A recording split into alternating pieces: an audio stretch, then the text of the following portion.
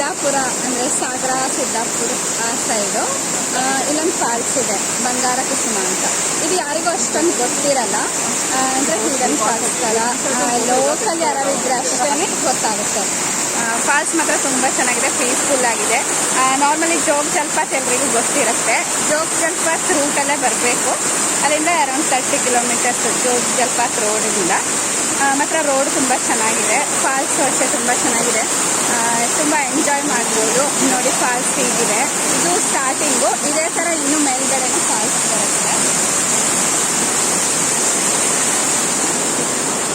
YouTube channel ಇದೆಯಾ? ಅದಕ್ಕೆ ಇವಾಗ ಅದೇ ನಮ್ಮ ಫ್ರೆಂಡ್ಸ್ ಎಲ್ಲ ಬಂದಿದ್ದಾರೆ. ನಾವು ಫ್ರೆಂಡ್ಸ್ ಒಬ್ಬರು ಲೋಕಲ್ ಅವರೇ ನಮ್ಮ ಕರ್ಕೊಂಡು ಬಂದಿರೋರು. ಇನ್ನು ಮೇಲೆ ಮತ್ತೆ ಹೋಗಬೇಕು, ಇನ್ನು ಹೈಟಿಂದ ಎಷ್ಟು ಚೆನ್ನಾಗಿ ನೀರು ಬೀಳತ್ತೆ ನೋಡೋಣ. ಮಾತ್ರ ಪ್ಲೇಸ್ ತುಂಬಾ ಚೆನ್ನಾಗಿದೆ.